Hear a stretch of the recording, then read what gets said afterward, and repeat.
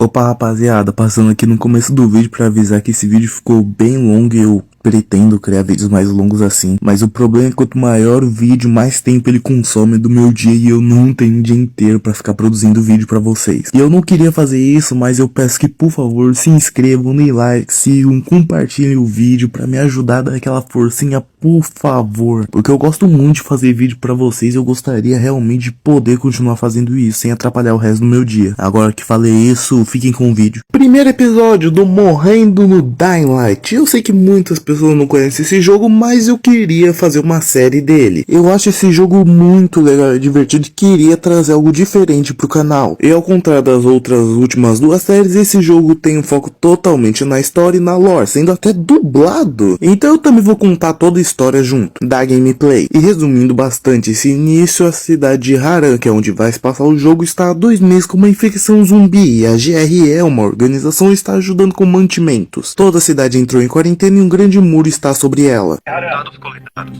Cativos sobre uma figura política local contratada para manter a ordem após o surto. Seu irmão Hassan morreu em um acidente relacionado à doença, antes que pudéssemos retirá-lo da cidade. Seu irmão culpou a GRE pela morte de Hassan. Ele tomou um documento confidencial que se tornou um instrumento de chantagem contra a GRE, com instruções de expor esse arquivo se algo acontecesse com Suleiman. Dados coletados. O arquivo roubado.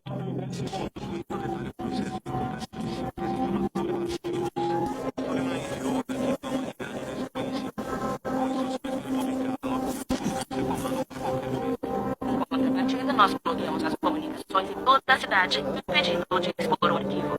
O rádio da GRE pode contornar o bloqueio. Essa salva-vidas. Não perca. Desde então, o Suleiman se escondeu e começou a usar um nome diferente. Temos razões para acreditar que agora ele esteja liderando uma das 2 facções soberantes. Liberamos a sua missão de encontrar Suleiman e localizar o arquivo para salvar a humanidade de um desastre de escala sem precedentes. Tá bom, entendi a nossa missão, mas por que essas informações foram passadas agora e não antes da gente aceitar a missão? Estou falando como personagem da história e não como player. Porque não faz o menor sentido você aceitar a missão e só depois receber a informação sobre o que você tem que fazer nela. Porque nosso personagem é meio que um agente militar mercenário. Isso não deveria ser passado pra mim antes de tudo, na realidade? Meu personagem tá preso.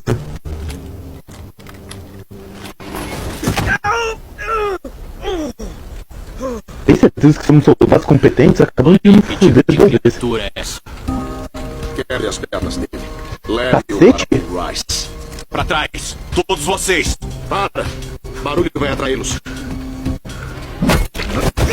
Em primeiro lugar, desculpa pelo hora do meu microfone estar tão ruim. Prometo que vou comprar um headset com microfone melhor. Em segundo lugar, que porra de militar somos nós, velho? A gente não consegue simplesmente sair de um paraquedas sem quase perder a perna. Até eu, se caísse dessa altura, estaria numa condição melhor que ele. Olha que eu não sou treinado. Em terceiro lugar, cacete, esses soldados apareceram muito rápido. Não deu nem tempo da gente chegar e já chegaram. Quarto e último ponto, o nosso protagonista é burro demais. Além de simplesmente cair sem motivo nenhum do paraquedas, ele também foi incompetente o suficiente pra conseguir perder pra 3 caras que não tinham uma arma de fogo. Ele só se deixou levar tapa mesmo, dane-se. Nesse nível já descobrimos que o protagonista é um lixo, velho, não sabe fazer nada. Acabamos conseguindo dar um tiro em dele, só que aí atraiu os zumbis, velho, e a gente foi mordido. Putz grila, personagem ruim da peste. Não se passou nem 5 minutos da missão e a gente já conseguiu fazer um fracasso pra cair de paraquedas, quebramos a perna, fomos atacados por inimigos e ainda fomos infectados, tudo em menos de 5 minutos. Depois de passar por isso e tudo em menos de 5 minutos, eu trocava de profissão. Militar mercenário não rola. Aqueles soldados que nos agrediram, nos humilharam, fugiram por causa da vinda dos zumbis e apareceram outras 2 pessoas que começaram a nos ajudar.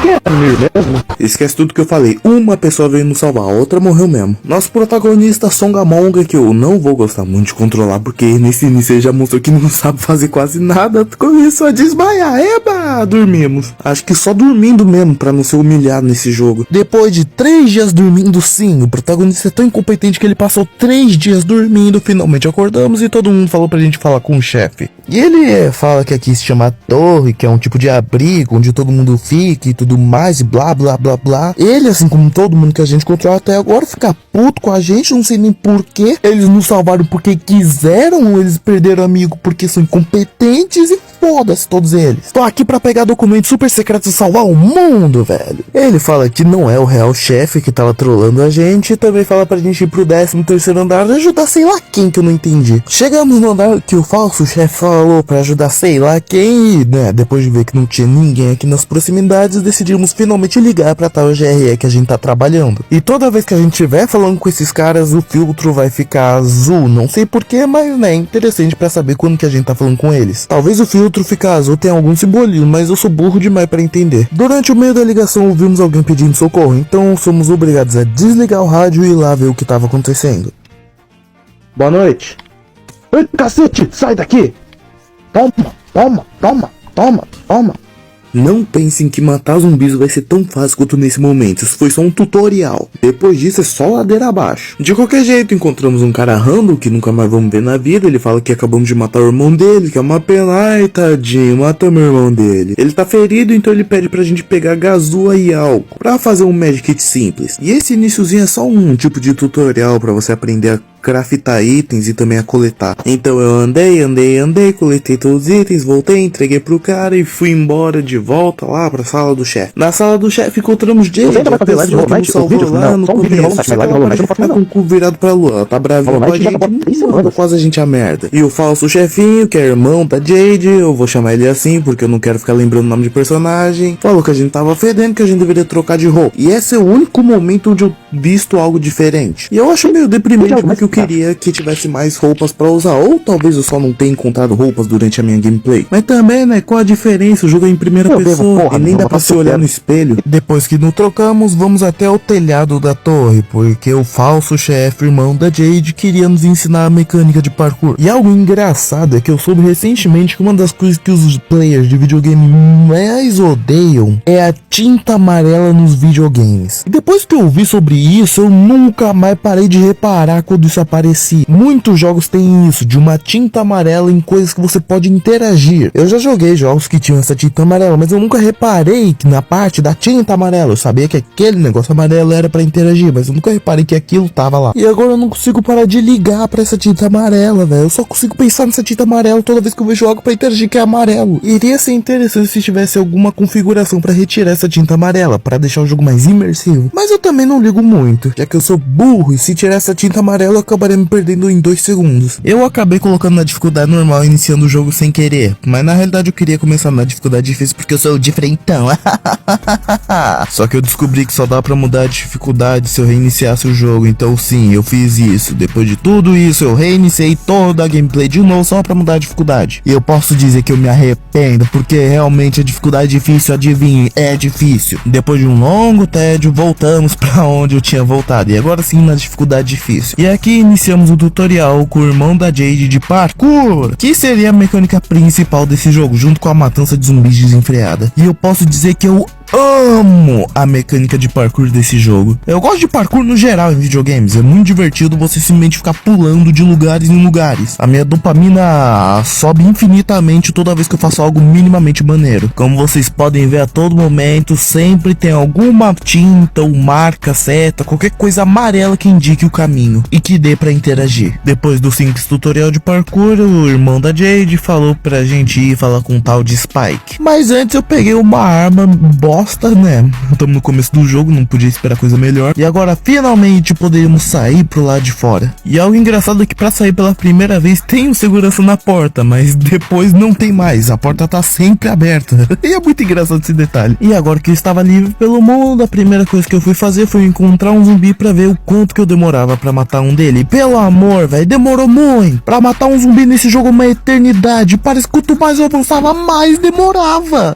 Mas é só no próximo episódio que eu percebo a merda que eu me meti por ter colocado na dificuldade difícil. Putz grila, se arrependimento matasse eu já tava no caixão. Opa rapaziada, passando aqui no começo do vídeo pra avisar que esse vídeo ficou bem longo e eu pretendo criar vídeos mais longos assim. Mas o problema é que quanto maior o vídeo, mais tempo ele consome do meu dia e eu não tenho um dia inteiro pra ficar produzindo vídeo pra vocês. E eu não queria fazer isso, mas eu peço que por favor se inscrevam, deem like, sigam, compartilhem o vídeo pra me ajudar a dar aquela forcinha, por favor. Porque eu gosto muito de fazer vídeo pra vocês e eu gostaria realmente de poder continuar fazendo isso sem atrapalhar o resto do meu dia. Agora que falei isso, fiquem com o vídeo. Episódio 2 do Morrendo no Dying Light. Começamos exatamente de onde eu parei. Depois de sair da torre, eu fui lá falar com um cara que estavam me recomendando, chamado Spike. E o Spike falou que precisava da minha ajuda pra montar algumas armadilhas, porque os runners, uma categoria e tal da torre, tinha que pegar as encomendas e recursos e precisavam dessas armadilhas pra não irem de F contra os zumbis. E pra me ajudar nessa aventura, ele me deu algumas bombinhas que faziam barulho quando eu tacava e atraía os zumbis, afastando eles de onde eu queria. Mas antes de ativar as armadilhas, eu precisava primeiro ligar o disjuntor e algo do tipo. E era pra outros dois sobreviventes terem feito isso, mas um deles acabou virando zumbi e eu tive que meter o cacete nele pra descobrir que o que tava preso dentro da casa também virou zumbi. Então eu encacetei os dois na porrada e velho, pelo amor, isso foi difícil. Simplesmente os zumbis têm muita vida, não importa o quanto que eu bata neles, quantas vezes eu derrubo, eles não morrem. E o nosso protagonista parece ser asmático, porque ele não consegue correr por 2 segundos sem ficar cansado. E a mesma coisa pra lutar, ele dá 3 tapas e já não consegue mais. Fica todo ofegante, como se tivesse morrido, velho. E ter um protagonista asmático realmente é complicado. Nesse momento foi até que fácil, porque eram só 2 zumbis em um local fechado, mas imagina no local aberto, onde pode vir infinitos zumbis no meu caminho. Depois de ajudar o Spike, conversamos com o Zero, um cientista que está procurando a cura, e logo em seguida contatamos a GRE escondido para me falar sobre esse cara que aparentemente estava chegando perto e eles estavam interessados, o pessoal da GRE. Continuei fazendo as missões do Spike, dessa vez eu precisava ligar algumas armadilhas de luz, para os runners terem uma chance contra as criaturas da noite. E o jogo deixa bem claro que as coisas que podem aparecer à noite são bem perigosas e muito piores que as de dia, mas até o momento não sabemos o que aparece à noite. Enquanto a gente tava ligando as armadilhas, rolou um curto-circuito que desligou tudo, então precisávamos ir lá no centro de energia para religar os geradores. Só que chegando lá eu tive uma leve surpresa. Mas que porra!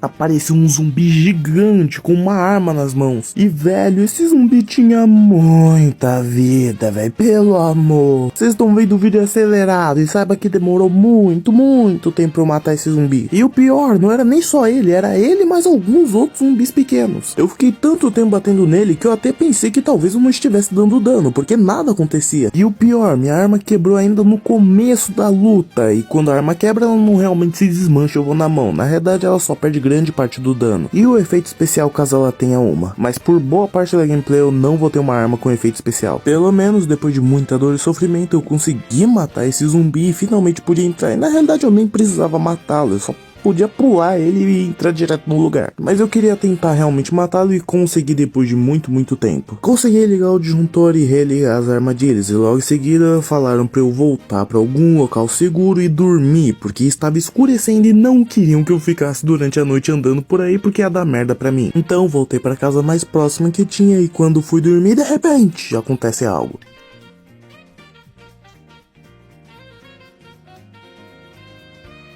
Que porra era aquela?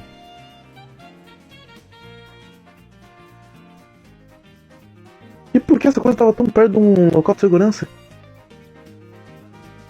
Sim, um zumbi novo e cheio de bolhas verdes aparece repentinamente, mas logo em seguida ele foge de mim. E algo meio engraçado e que eu também acho ruim é que ele não tem quase zero relevância pra história. Esse zumbi todo esquisito é uma missão secundária que aparece depois pra mim. E eu não entendo porque deram tanto foco nesse zumbi se ele nem realmente vai ser importante. Na manhã seguinte volto pra falar com o Spike, ele fala que mesmo apesar do meu esforço de liberar as armadilhas, a missão não funcionou. Mas ele me deu uma lanterna UV pra enfrentar as criaturas cidade de noite, que aparentemente são sensíveis a esse tipo de luz, e o nome são voláteis. Por fim, ele falou que o chefe e a Jade convocaram todos os sentinelas, incluindo eu, para uma reunião. E agora finalmente iríamos ver o chefe. Voltando pra torre, a gente encontra a Jade, que fala pra gente ajudar ela a convencer o chefe a não procurar as próximas encomendas sozinho, já que ele levou um apavoro dos caras do Rise, que é aparentemente uma tribo rival. Nós poderíamos falar qualquer coisa, mas em vez de falar simplesmente desiste, não, a gente fala que a gente vai no lugar dele. Esse protagonista no começo do jogo não durou 5 minutos sem ser humilhado umas 30 vezes diferentes. Ah, e por sinal, eu acabei de reparar, eu não falei o nome até agora dele.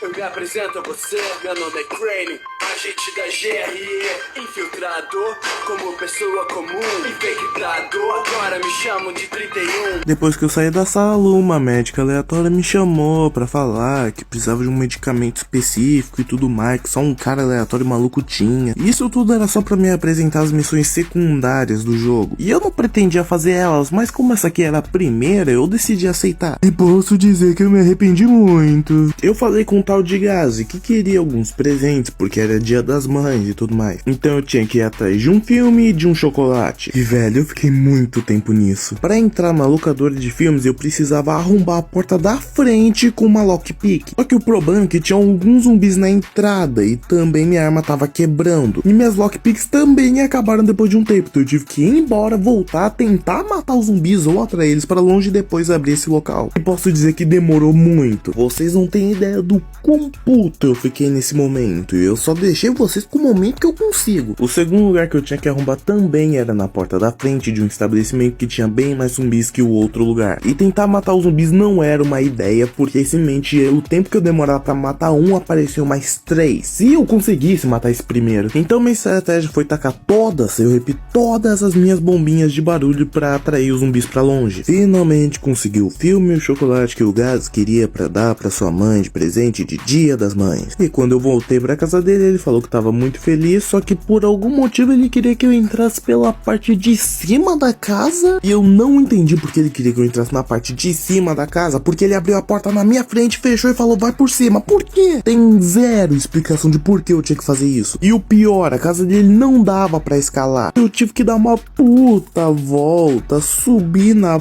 ponte, aí sim entrar na casa dele por cima. Essa missão secundária foi tão traumatizante pra mim que eu duro o resto do jogo inteiro sem fazer missão secundária. Finalmente entramos na casa depois de muito sufoco e encontramos com a mãe do Gazi, que é aquilo ali. Eu não vou comentar sobre isso. Eu peguei o medicamento que eu precisava e fui embora. Voltei pra missão principal de encontrar os recursos que tanto o pessoal queria, que era entregue pela GRE num monte de caixas. E eu encontrei a primeira, só que depois de destrancar ela, eu percebi que ela tava vazia. Eu achei isso estranho, porque se o pessoal roubou, porque eles retrancaram a caixa. Mas avistamos mais um avião da GRE tacando outras 2 encomendas e obviamente iríamos atrás, mesmo o pessoal falando que era uma péssima ideia porque logo iria escurecer. Mas nosso querido protagonista Crane não sabe de porra nenhuma e é um idiota incompetente do começo ao fim do jogo. Eu cheguei na primeira caixa, só que de alguma forma já tinha os caras do Rise, que é o pessoal da outra tribo naquele local. E o Crane e a rapaziada falaram que era melhor desistir porque não tinha como pegar deles. Mas eu, idiota como sou, meti um né, I win e parti pra cima deles. E eu obviamente fui brutalmente humilhado e saí correndo de lá com o rabo entre as pernas e 2 pontos de vida. Cheguei na outra caixa, matei os zumbis que estavam perto e finalmente abri uma caixa que tinha recursos. O protagonista ligou pra GRE que falou pra tacar tudo fora, porque como a torre estava com poucos recursos, eles iam ser obrigados a falar com o Rise da outra tribo, que a GRE suspeitava que era quem eles estavam procurando. E o protagonista ficou meio relutante de fazer isso, mostrando que ele tinha um mínimo de moralidade, mas ele falou, taca mesmo. E no final ele realmente tacou tudo fora. O protagonista por um momento se esqueceu que tava ficando de noite, que os voláteis iriam sair, e realmente foi o que aconteceu. Eles nos viram porque tava de noite e a gente teve que sair correndo de uma perseguição contra zumbis caçadores. E a gente tinha que conseguir voltar pra torre durante a noite. Eu posso dizer que isso não era nem um pouco fácil, já que tinham muitos durante o caminho. Eu não precisava necessariamente voltar pra torre à noite. Eu poderia só simplesmente entrar numa área de segurança que eu liberei em algum momento, dormir e voltar durante o dia. Mas eu queria passar pelo desafio de voltar pra torre à noite, então sim, eu fiz todo o caminho durante a noite e acabei morrendo uma vez. E o problema de fugir dos voláteis não era nem a perseguição em si, e sim o fato do nosso protagonista ser asmático e não conseguir durar 2 segundos correndo. Foi muito tenso eu tá com quase nada de vida, sendo perseguido e estando do lado da torre. E eu não conseguia correr porque eu tava asmático e tava andando. Mas eu consegui, apesar de todo tá contra mim, eu entrei de volta na torre, que era uma safe zone, então tava tranquilo ali dentro. Voltei a participar da reunião dos Runs e Sentinelas, e todo mundo tava se perguntando se realmente deveria falar com o Rise, porque todo mundo dizia que ele era um maluco, um doidão, um psicopata e que não ia cumprir com o acordo, sei lá o que fosse esse acordo. Mas nosso protagonista tava quietinho no canto, simplesmente falou: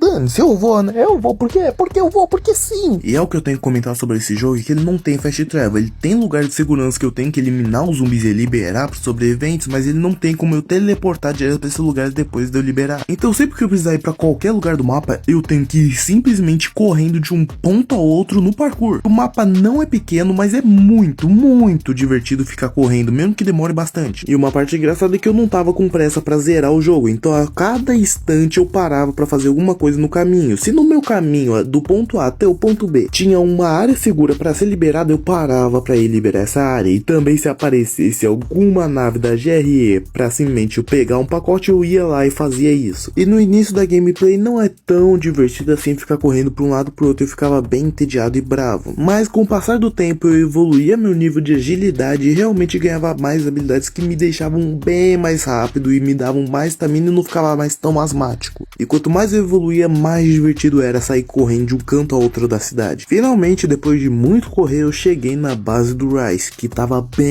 fortificada, mas eu só cheguei com um papinho falando que eu precisava falar com o chefe deles e eles me deixaram passar. E finalmente encontramos ele, Rise, que todos temiam.